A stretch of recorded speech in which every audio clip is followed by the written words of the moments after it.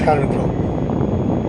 आज 2 जुलाई है, 2 जुलाई 2026 और सुबह के दोपहर के 3:41 हुए हैं। मित्रों, मैं टीवी देख रहा हूँ। टीवी पर भीषण वर्षा के कारण बम्बई के चर्च गेट में और एक बड़ा पेड़ गिर गया। तो सरकारी एजेंसियां उस पेड़ को हटाने के लिए लगी तो देखा कि पेड़ बहुत भारी है और उनकी क्रेन वगैरह सब छोटी पड़ जाती है। तो उनको यही समझ में आया, दिखा रहे हैं टीवी पर अभी भी, कि वो उसके तने को छोटे छोटे टुकड़ों में पहले इलेक्ट्रिक करोती चला करके काट रहे हैं। और मुझे ये देख करके मन में दुख होता है। जो मीडिया वाले हैं, ये इंडिया टीवी देख रहा हूँ मैं, वो आकर रिपोर्टिंग कर रहे हैं कि देखिए इसकी जड़ें कितनी कमज़ोर हो गई थी और जड़ों का जाल बिखरा हुआ, उलझा हुआ सा वो दिखा रहे हैं। और मुझे याद आ रही है 2 घटनाएं। मैं अपने ननियाल सरदार शहर में हुआ करता था। वहाँ पर बहुत आंधियाँ तूफान भयंकर वेग से आते हैं, लू चलती है। और उसके बाद ही संयोग से बारिश भी हो गई थी उस दिन। लेकिन उस जो तेज़ आंधी चली उसने बगिया के बाग के, मेरा जो ननियाल है वो मंगल निवास बाग है और वहाँ पर बड़े बड़े पेड़ नीम के, पीपल के, कीकर के और वो लगे हुए हैं। पहले तो बरगद भी हुआ करता था, फिर बरगद को मेरे सामने देखते देखते काट दिया गया। चलो उसकी बात नहीं करते, वो जो पेड़ गिरा उसकी बात करते हैं। वो पेड़ गिरा तो सब यही सोच रहे थे कि भाई उठाकर लकड़ियाँ काम आ जाएगी जलावन के। तो मैंने अपने मामा जी मुन्नालाल जी, उनको कहा कि पेड़ को खड़ा करेंगे मामा जी। उनको बात जच गई।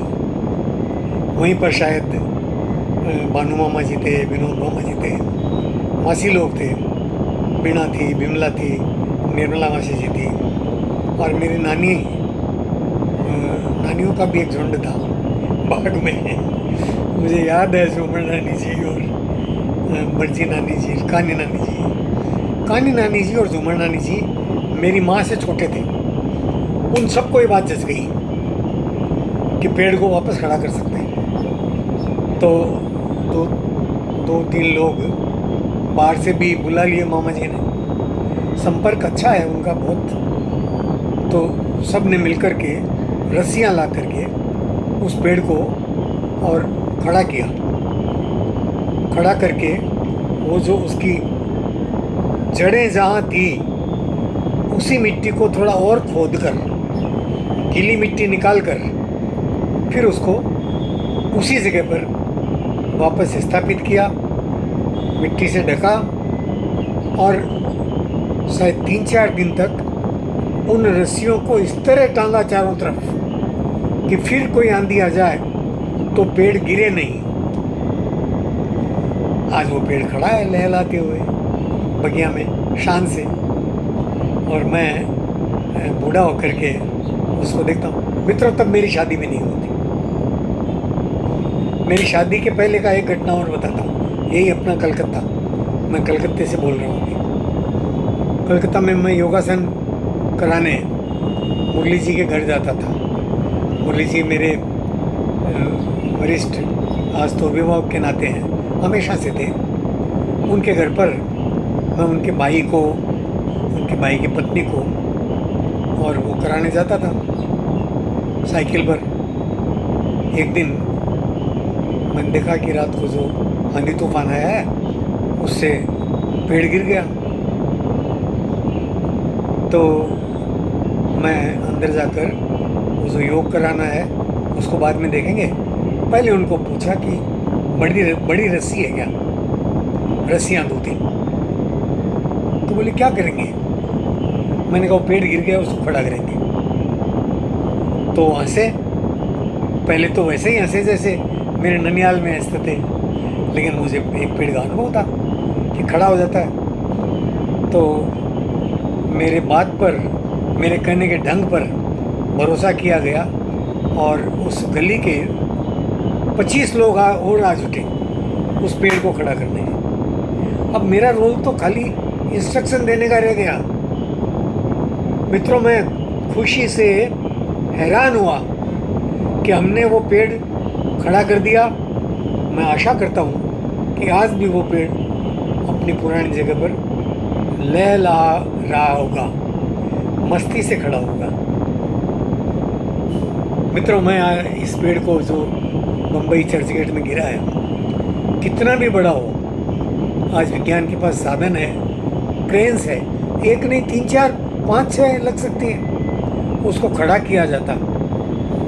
इस मंशा से खड़ा किया जाता कि ये पेड़ कईयों के जीवन का सहारा है। हजारों जिंदगियां, एकदम सूक्ष्म मासूम जंतुओं से लेकर के और बड़े जानवर तक उसके नीचे पलते होंगे। कितने कबूतर, कितने कौवे अपने घोंसले लगाते होंगे। उन सब का विचार करके अगर वहाँ मित्रों ने, जिन्होंने देखा, चाहा होता तो वो पेड़ खड़ा हो जाता है। कितना भी बड़ा क्यों ना हो, वो पेड़ खड़ा हो जाता है। याद आया मित्रों, इस टीवी पर देख करके वेदना हुई कि इतना बड़ा पेड़ गिरा है। मैं पेड़ को वापस खड़ा करने के मेरे पास और भी उदाहरण हैं जिनमें मैं कुछ नहीं कर सका, और उन पेड़ों को मरते हुए मैं यहाँ कलकत्ते में ही देखा है, मैंने भोगा है उस वेदना को। लेकिन जहाँ मेरा वश चला, जहाँ मेरा हाथ लगा, वहाँ तो कम से कम 2 पेड़, बड़े पेड़ और जिंदा खड़े हैं।